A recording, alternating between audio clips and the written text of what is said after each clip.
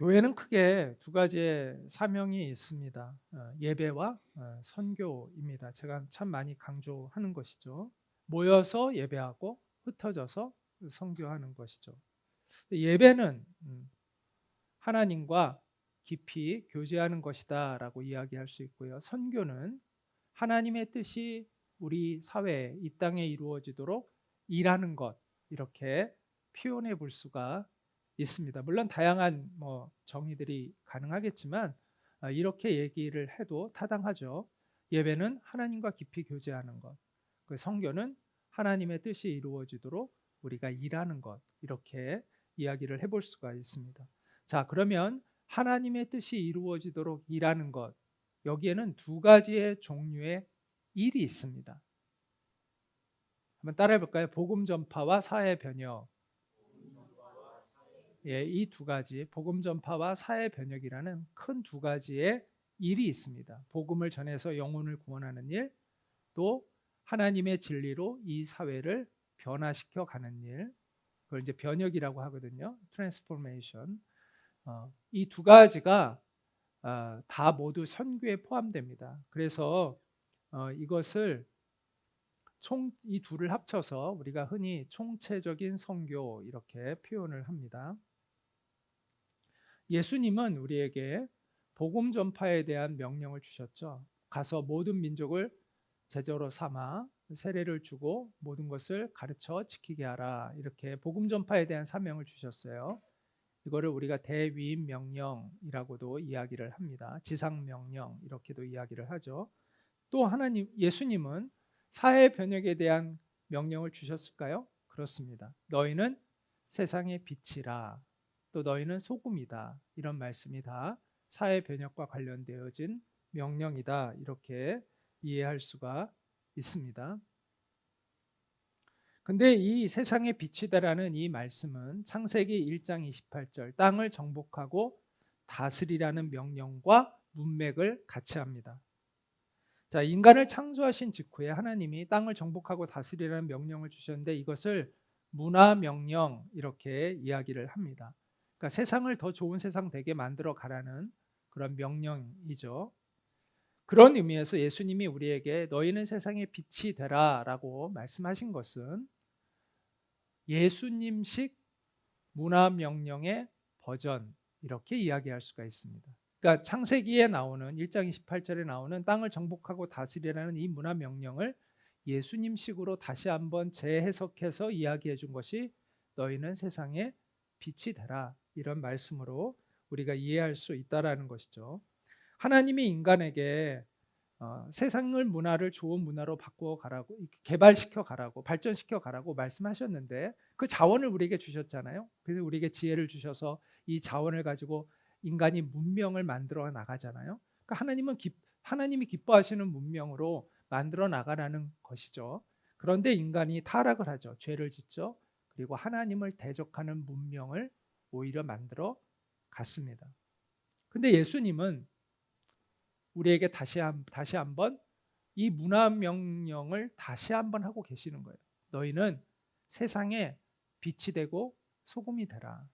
이 세상을 하나님의 뜻에 합당한 세상으로 만드는 일에 너희가 헌신해라 라고 이야기하고 있는 것이죠. 그래서 문화 명령의 회복이다, 이렇게 이야기할 수가 있습니다. 교회는 그동안 아까 앞에서 얘기했던 복음 전파와 사회 변혁 가운데 복음 전파에 집중을 해 왔습니다. 왜냐하면 이것이 예수님이 남기신 최고의 명령이라고 여겼기 때문이죠. 그런데 우리가 잊어서는 안 되는 것은 예수님은 사회 변혁에 대한 명령도 주셨다라는 것이죠. 우리에게 세상에 빛이 되고 소금이 되라고 말씀하셨다라는 것입니다. 그래서 우리는 영혼 구원과 사회 변혁 이 두 가지를 선교적 명령으로 함께 이해를 해야 됩니다. 그러니까 총체적 개념으로 우리가 이해를 해야 한다는 것이죠. 그리고 더군다나 이 예수님의 복음 전파 명령으로만 이해되어 왔던 이 말씀 안에도 사실을 자세히 보면은 사회 변혁의 명령이 포함되어 있습니다. 왜냐하면 모든 민족을 예수님의 제자로 삼으라고 이야기했고, 이 제자 되는 건 뭐예요? 예수님이 우리에게 분부한 모든 것을 그대로 지키며 살아가는 사람을 의미하는 거예요. 그렇죠? 따라서 이 세상의 빛과 소금이 되는 사람이 되는 것을 의미하는 것이죠. 그래서 이 명령 안에도 우리가 복음을 전해야 되는 것 당연히 우리의 사명이지만 또 하나의 사명, 우리가 이 세상에 빛이 되는 사명을 감당하며 사는 것도 이 명령 안에 포함되어 있어요? 안 되어 있어요? 있다라는 거예요. 그렇게 봐야 된다라는 거예요. 그래서 더군다나 모든 민족을 제자 삼아, 각 개개인을 제자 삼아가 아니라, 여기 재미있는 표현이 나오죠. 모든 민족을 제자 삼아, 공동체의 제자와 민족의 제자와 더 나아가 국가의 제자와까지도 우리가 그런 관점으로도 이 말씀을 이해할 수 있다라는 거예요. 더군다나 예수님이 내가 너희에게 분부한 모든 것을 가르쳐 지키게 하라는 이것은 우리의 세계관, 우리의 가치관, 우리의 삶의 체계가 하나님의 진리 위에 세워져야 한다라는 것을 의미하고 있습니다. 따라서 이것을 폭넓은 대상, 폭넓은 공동체에 적용을 한다면 하나님의 말씀에 입각한 법과 문화가 세워져 나가는 것도 이 말씀 안에 포함되어 있다라고 볼 수 있다라는 것이죠.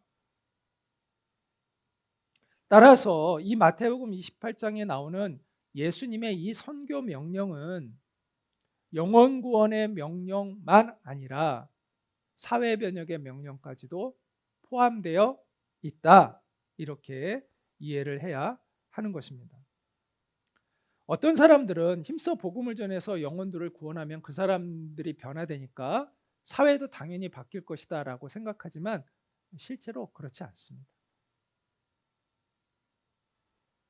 실제로 우리가 사회 변혁이라는 것에 포커싱을 두지 않으면 쉽게 바뀌지 않아요. 개개인의 삶이 아무리 바뀌는 사람들이 있다 하더라도 그 사람들이 연대해서 뭔가 이걸 법을 바꾸고 문화를 바꾸지 않으면 이 법과 문화라는 것은 쉽게 바뀌는 것이 아닙니다.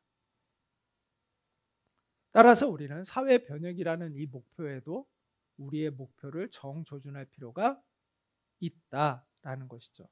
자, 그런데 왜 그동안 교회는 그런 일을 힘써 하지 않았는가에 대해서 우리가 거기에는 이유가 있습니다. 첫째, 원래 이 구약 성경의 히브리적인 사고는 영혼의 세계와 이 세상의 물질 세계를 따로 그렇게 구분하지 않아요. 이 영의 세계의 원리에 의해서 이 육의 세계가 지배되어야 한다는 것이 이 유대인들의 원래 히브리적인 사고예요. 그래서 구약 성경의 사고예요. 그런데 이게 이제 나중에 이 기독교가 이제 로마 제국 안에서 성장을 하면서 그리스의 철학을 받아들여서 이 신학이라는 것을 체계화시켜 나가, 학문을 체계화시켜 나가요. 근데 그리스 철학의 핵심은 뭐냐면 영의 세계는 아주 차원 높은 세계이고 이 물질의 세계는 아주 저급한 세계라고 봅니다. 그래서 이거를 이원화시켜요. 그리고 이분화시켜요. 이걸 대조시켜요. 이분화라는 건 서로 대조된다는 거고 이원화는 두 개의 다른 것으로 설명한다는 것인데, 그래서 이분법적 이원화가 이 헬라 철학의 핵심이에요. 그러니까 물질의 세계는 저급하고 영의 세계는 차원이 높고, 그래서 우리는 영의 세계를 추구하고 이 물질의 세계는 별로 신경을 안 쓰는 거예요. 자, 그렇다 보니까 기독교의 사상이 점점 이 세상에는 무관심하고 영의 세계에만 관심을 갖는, 그리고 내세의 세계에만 관심을 갖고 현실의 세계에는 무관심해지는, 이런 식으로 점점 발전해 온 것이 있어요. 그러니까 원래의 성경적인 관점은 통합적인 관점인데 이것이 헬라 철학의 영향 때문에 이것이 이원화되어지는 것들이 우리 안에 많이 있었다라는 것이죠. 또 하나의 이유가 있어요. 그게 뭐냐 하면은 교회의 부패입니다. 자, 교회가 부패하면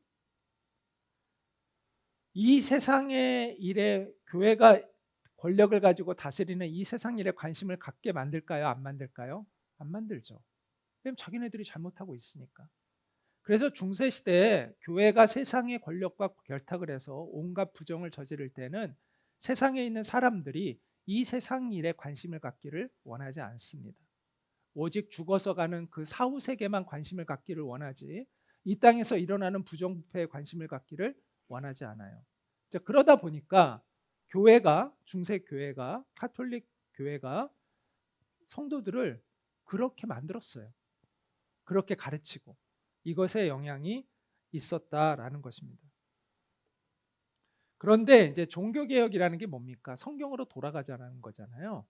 그래서 종교개혁의 시발점이 이 독일의 마틴 루터에 의해서 이루어졌는데, 마틴 루터는 성경의 권위를 회복시키고 오직 믿음으로 구원받는다는 것을 밝히고, 또 사제들만이 아니라 모든 사람들이 다 하나님의 말씀을 받고 하나님의 사명의 삶을 사는 만인 제사장직이라고 합니다. 제사장이 특정 계층에 있는 게 아니라 우리 모두가 하나님의 제사장이다, 이런 게 만인 제사장인데, 이러한 신학을 확고하게 했지만 마틴 루터도 이 이원론적인 사고를 완전히 깨지는 못했어요. 근데 이 이원론적인 사고를 깨트린 사람이 누구냐 하면은 종교개혁의 완성자라고 불리는 존 켈빈이라는 사람입니다. 이 존 켈빈은 프랑스 태생인데, 이 사람은 복음의 영향력이 성도의 삶과 사회에 구체화되어야 한다라고 주장했던 그러한 사람이었습니다. 그리고 재물은 하나님이 주신 축복이다. 그래서 우리는 정직하고 성실하게 열심히 일해서 또 부자가 되는 목표를 갖는 것이 당연히 그것이 나쁜 것이 아니라 올바른 것이다. 중요한 건 이제 정직하게 성실하게 일해서 그 부를 획득하는 것은 하나님의 선한 청지기의 역할을 하는 것이고, 그것을 통해서 우리의 직업을 통해서 우리는 하나님을 섬길 수 있다, 이런 관점을 처음으로 이야기한 사람이 이 존 켈빈이라는 사람입니다. 오늘날 일터 사역의 기초를 놓은 것이죠. 그러면서 하나님의 통치권은 정치와 경제와 사회의 모든 분야에 스며들어가 가야 한다라고 주장했던 사람입니다. 자, 이 사람의 이러한 사고를 이어받아서 네덜란드에서 아주 개혁적인 정치 운동을 했던 목사님이 있었는데, 이 사람이 아브라함 카이퍼라는 사람입니다. 이 사람은 목사이기도 하고 아주 당시에 유명한 신학자이기도 했고요. 나중에는 총리까지 되었습니다. 이 사람은 기독교를 단순히 종교적 신앙에 그치는 종교가 되어서는 안 되고, 삶의 모든 영역을 포괄하는 삶의 체계가 되어야 한다라고 이야기를 했어요. 이것을 라이프 시스템이라고 이제 이야기를 하는데, 이 라이프 시스템에는 크게 세 가지가 있다라고 이야기를 했습니다. 하나님과의 관계, 그 다음에 서로 이웃과의 관계, 또 하나는 이 세상과의 관계. 이게 하나님의 진리 위에 바르게 체계가 되어져야 한다라고 이렇게 이야기를 했습니다. 그래서 그는 교회에서 성도들이 하나님을 찬양하고 세상에서 하나님의 뜻을 받들어 섬겨야 한다라고 이야기를 했고요. 하나님의 말씀이 가정과 학교와 그리고 국가의 양심 안에 새겨져야 한다, 이렇게 주장을 했습니다. 그래서 뭐라고까지 얘기하냐면, 국가가 주님께 경의를 표하는 것을 나는 보기 원한다라고 이야기를 했습니다. 그래서 그는 네덜란드에서 수상이 되었고요. 기독교적인 법률과 사회체계를 확립해야 하는데 굉장히 많은 공을 세운 사람입니다. 그래서 네덜란드인들이 가장 존경하는 역사적 인물 중에 항상 이 아브라함 카이퍼가 꼽힙니다. 자, 칼뱅도 주목했고 이 아브라함 카이퍼도 주목했던 말씀이 이 문화 명령입니다. 땅을 정복하고 다스리라. 이것은 파괴하라는 뜻이 아니라고 제가 늘 얘기하죠. 하나님이 주신 선한 영향력, 지도력을 가지고 이 세상의 질서가 하나님의 뜻대로 되도록 관리해라, 이런 의미입니다. 마귀는 하나님이 우리에게 주신 이 권리를, 이게 원래 인간에게 주신 거 아니에요. 이거를 마귀가 빼앗아 갔어요. 인간이 타락을 해서 하나님처럼 되려고 했는데 하나님처럼 됐나요? 아니요. 오히려 마귀에게 이 권세를 빼앗겼어요. 세상을 다스리는, 하나님의 청지기로 이 세상을 잘 다스리는 그 권세를 마귀가 빼앗아 가서 마귀가 지 멋대로 세상을 다스리는 거예요. 예수님이 오기 전까지는 마귀가 마음껏 휘둘러 댔습니다, 자기의 권력을. 그래서 온갖 우상 숭배와 주술, 그 문화들이 세상에 번지기 시작했고, 잔인한 폭력과 피 흘림, 계급사회와 노예제도들, 압제와 착취, 이와 같은 것들이 이 마귀가 만들어내는 그러한 문화였던 것이죠. 그래서 사회적 약자들이 착취를 당하고 여성들이 억압을 당하고 아이들이 고통을 받고, 이것이 마귀가 지배하는 세상의 단면들이었잖아요. 그런데 성경은 예수님을 뭐라고 표현하냐면 마지막 아담이라고 표현합니다. 새로운 대표자가 오셨다는 거예요. 마지막 대표자가. 첫 번째 아담은 마귀에게 넘어가서 마귀에게 자기의 권세를 빼앗겼는데, 두 번째 대표자이신 이 예수님이 그 권세를 되찾아 오셨다는 거예요. 그래서 그것을 우리에게 회복시켜 주셨다는 거예요. 그래서 예수님이 하신 그 일을 요한일서 3장 8절은 같이 한번 읽겠습니다. 시작. 하나님의 아들이 나타나신 것은 마귀의 일을 멸하려 하심이라, 이렇게 말씀하고 있습니다. 그래서 예수님이 이루신 구원은 단순히 우리가 내세적인 구원만을 하는 것이 아니라 이 땅에서 하나님의 뜻을 받들어 실현해가는 하나님 나라의 복음이라는 것이죠. 그래서 예수님이 뭐라고 말씀하셨냐 하면, 예수님이 공적인 구원 사역을 하시면서 주의 성령이 내게 임하셨으니 이는 가난한 자에게 복음을 전하게 하시려고 내게 기름을 부으시고 나를 보내사, 여기 보면 억압된 곳에서 사람들을 자유케 하는 이 말씀이 선포되고 있어요. 포로된 자에게 자유를, 눈먼 자에게 다시 보게 함을, 또 눌린 자를 자유롭게 하고 주님의 은혜의 날들을 전파하게 하려 함이라, 이렇게 말씀하고 있습니다. 하나님 나라가 현재 임한, 그래서 고통받는 사람들을 해방시키는 그 하나님 나라의 역사가 일어날 것을 이야기하고 있습니다. 그리고 복음은 실제로 그러한 역사를 일으켜 왔어요. 복음으로 인해서 인권이 회복됐어요. 복음으로 인해서 여성들이 인권이 회복되고, 아이들의 인권이 회복되고, 노예들도 자유케 되어지고, 이러한 일들이 인류의 역사에 일어난 것은 인류학자들도 이것은 기독교의 영향력이다, 복음의 영향력이다라고 인정을 합니다. 이게 예수님의 가르침으로 인하여 우리 가운데 일어난 사회적 변화라는 것이죠. 예수님이 이 땅에 오신 목적을 이렇게 이야기하셨는데, 인자는, 세번역 성경에 보면, 우리가 개역개정 성경에는 뭐라고 보여드리면 인자는 잃은 자를 찾아 구원하러 왔다라고 되어 있어요. 잃은 사람을 찾아. 그런데 세번역 성경은 잃은 것을 찾아라고 되어 있어요. 근데 원어가 그 단어가 사람도 되고 사람이 아닌 어떤 것도 돼요. 원래 단어가. 그렇기 때문에 이것을 사람으로도 번역할 수도 있고 것이라고도 번역할 수가 있는 거예요. 그래서 세번역 성경은 잃은 것을 찾아 구원하러 왔다라고 번역을 했어요. NIV 영어 성경에도 what was lost, who was lost, 사람으로 한정하지 않고 what was lost로 번역을 해놨어요. 무슨 얘기죠? 영혼도 구원하지만 다른 것도 포함되어 있다는 거예요. 이렇게 해석할 수가 있다는 거예요. 자, 하나님이 우리에게 원래 주셨던 이 세상을 다스리는 권세도 주님이 우리에게 회복시켜 주셨다는 것이죠. 그리고 마귀가 지배하는 문화를 하나님이 기뻐하시는 문화로 회복시키는 것도 주님이 이 땅에 오신 구원의 목적 가운데 하나라는 것이죠.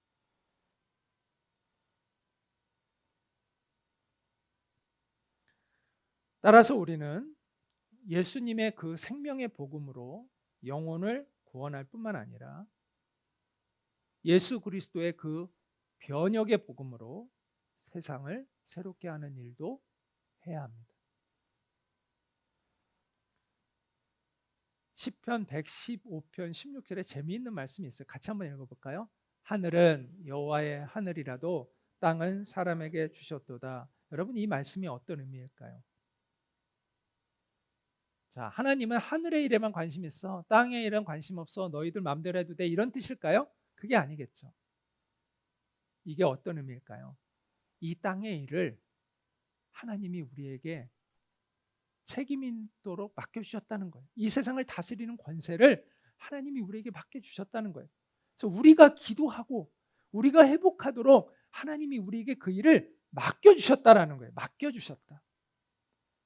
그래서 우리가 기도하지 않으면 일어나지 않는 일들이 있다는 거예요. 우리가 바꾸려고 하지 않으면 바꿔지지 않는 일들이 있다는 거예요. 하나님이 이 세상을 그렇게 하시려면 하실 수도 있지만 이 일을 하나님이 우리와 함께 하시기로 그렇게 결정하시고 이 일을 맡기셨다는 거예요. 그래서 예수님이 가르쳐 주셨잖아요. 뜻이 하늘에서 이루어진 것 같이 이 땅에서 이루어지도록 기도하라고 하나님이 가르쳐 주셨잖아요. 예수님이. 바로 이 말씀의 의미인 것이죠. 우리는 하나님의 뜻이 이 땅에 이루어지도록 기도해야 합니다. 그리고 그것을 위해서 일해야 합니다. 그것이 하나님이 우리에게 맡기신 사명이라는 것입니다. 자, 그런 의미에서 우리가 차별 금지라는 것으로 포장된 이 동성애옹호법을 막아야 되는 이유도 우리에게 주어진 이 사회적 하나님이 주신 사회 변혁의 책임, 이것을 감당하기 위한 한 차원이라고 이야기할 수 있는 것이죠. 여러분의 일터에서 또 여러분의 그 일터의 문화가 있잖아요. 그 문화가 하나님이 기뻐하시는 문화인가를 다시 한번 돌아보고 정말 하나님이 기뻐하시는 문화는 뭘까? 우리가 어떻게 그 일터의 문화를 만들어가는 것이 하나님이 기뻐하시는 문화의 회복일까를 고민하면서 여러분 일하시기 바라고, 또 우리가 함께 연대해서 또 이러한 사회적 악법들을 막아내고 또 이 사회의 시스템이, 법의 체계가 하나님을 경외하는 법이 되도록 해나가는 일에 우리가 함께 연대하는 우리가 되기를 원하고 소망합니다. 뜻이 하늘에서 이루어진 것 같이 이 땅에서 이루어지기를 소망합니다. 기도하겠습니다. 은혜로우신 하나님 아버지, 우리에게 맡기신 이 사회 변혁의 사명을 함께 복음 전파의 사명과 함께 감당해 나갈 수 있는 우리가 되어지기를 간절히 원하고 소망합니다. 오늘 우리가 광화문에서 모여서 집회하는데 하나님 이것을 계기로 정말 우리가 연대하여 하나님의 뜻이 이 땅에 이루어지는 그러한 통로가 되어지는 우리 한국교회가 되게 하시고, 악법을 망하되고 이 나라가 하나님을 경외하는 나라가 되고 우리 민족이 제사장 나라가 되어 온 세계에 하나님의 공의를 전파하고 하나님의 사랑을 전할 수 있는 우리 나라가 되어질 수 있도록, 우리의 후손들이 되어질 수 있도록 주님 은혜를 베풀어 주시옵소서. 그 일에 우리를 사용해 주시옵소서. 이 나라를 주님이 보호하시고 인도해 주옵소서. 예수님의 이름으로 기도합니다. 아멘. 이제는 우리의 유일한 소망 되시는 주 예수 그리스도의 은혜와 하나님 아버지의 크신 사랑과 성령님의 교통하심이 오늘 이 예배에 참여하는 모든 이들 위해, 그리고 오늘 연합 집회에 참여하는 모든 성도들과 또 한국 교회 위에 늘 함께 있기를 간절히 축원하옵나이다. 아멘.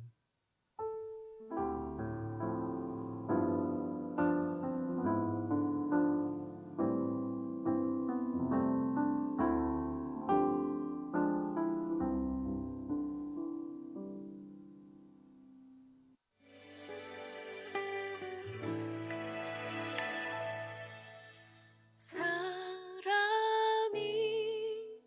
넘치기보다 사랑이 넘치는 교회